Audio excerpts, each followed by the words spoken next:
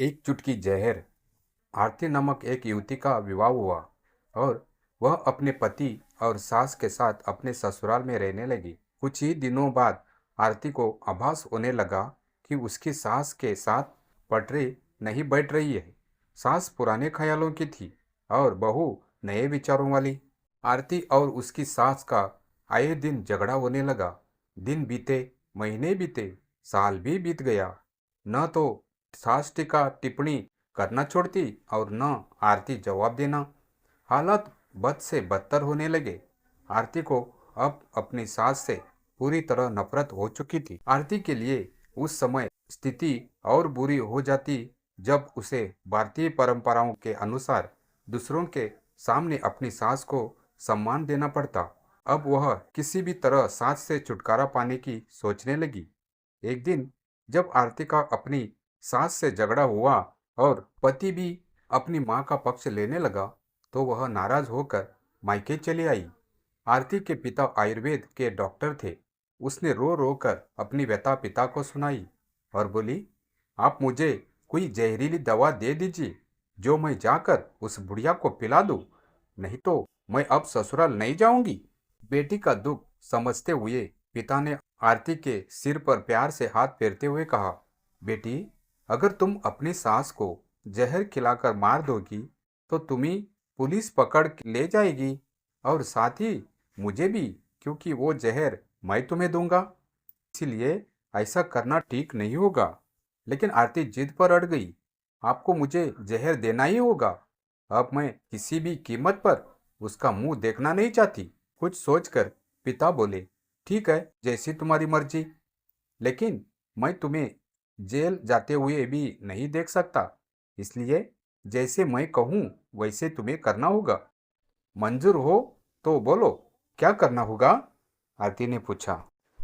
पिता ने एक पुड़िया में जहर का पाउडर बांधकर आरती के हाथ में देते हुए कहा, तुम्हें इस पुड़िया में से सिर्फ एक चुटकी जहर रोज अपनी सास के भोजन में मिलाना है।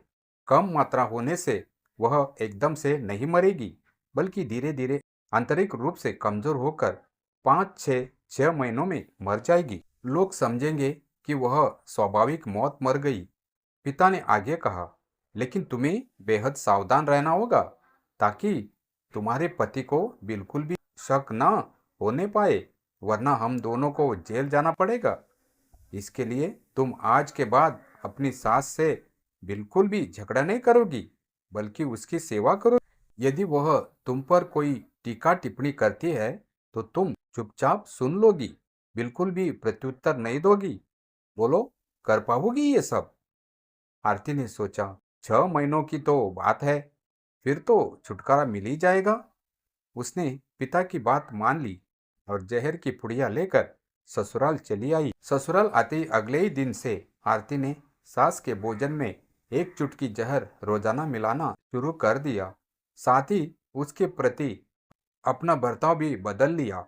अब वह सास के किसी भी ताने का जवाब नहीं देती, बल्कि क्रोध को पीकर मुस्कुराते हुए सुन लेती।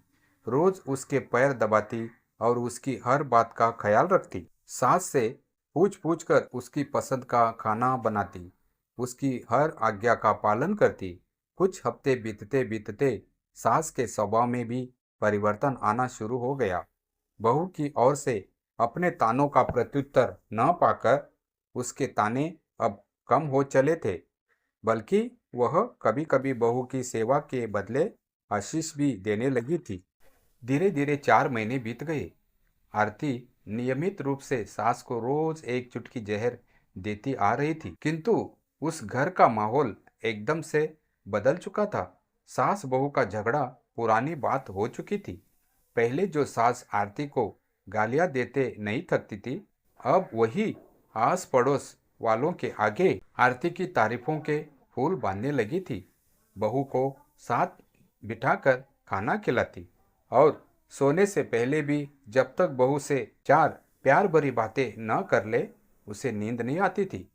छठा महीना आते आते आरती को लगने लगा कि उसकी सास उसे बिल्कुल अपनी बेटी की तरह मानने लगी है। उसे भी अपनी सास में माँ की छवि नजर आने लगी थी। जब वह सोचती कि उसके दिए जहर से उसकी सास कुछ ही दिनों में मर जाएगी, तो वह परेशान हो जाती थी। इसी उपापोह में एक दिन वह अपने पिता के घर दोबारा जा पहुंची और बोली, पिताजी, मुझे उस जहर के असर को खत्म करने की दवा दीजिए, क्योंकि अब मैं अपनी सास को मारना नहीं चाहती। वो बहुत अच्छी है और अब मैं उन्हें अपनी माँ की तरह चाहने लगी हूँ। पिता टटाक कर हंस पड़े और बोले, जहर? कैसा जहर? मैंने तो तुम्हें जहर के नाम पर हाजमे का चूर्ण दिया था। हाँ हाँ हाँ। आरती हक्का बक्का रह गई। क्षण भर को उसकी आंखों से अश्रुधारा बहने लगी। क्या? तो आपने मुझे धोखा दिया? उसकी आवाज में नाराजगी नहीं, बल्कि एक अजीब सी राहत और आत्मग्लानि थी। पिता मुस्कुराए और बोले, धोखा नहीं बेटी, तुम्हें सही राह पर लाने का उपाय किया। तू जहर नहीं, प्रेम, सेवा और सहनशीलता का अमृत पिला रही थी, और वही अमृत तुम्हारे रिश्ते को पुनर्जीवित कर गया। आरती अब अपने आप से शर्मिंदा थी।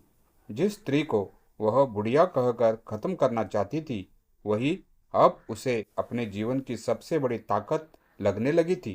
पिता ने आगे कहा, बेटी, तुमने देखा कि सास नहीं बदली, तुमने खुद को बदला, और तुम्हारे बदलाव ने पूरे घर का वातावरण बदल दिया। यही है असली आयुर्वेद, मन का उपचार।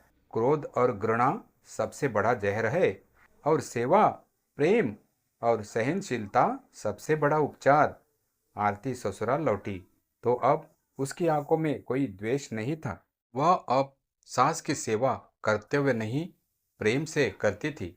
उस दिन रात को सास ने जब आरती को पास बिठाकर उसके बालों में तेल लगाना शुरू किया, तो आरती रो पड़ी। सास ने पूछा, क्या हुआ बहू?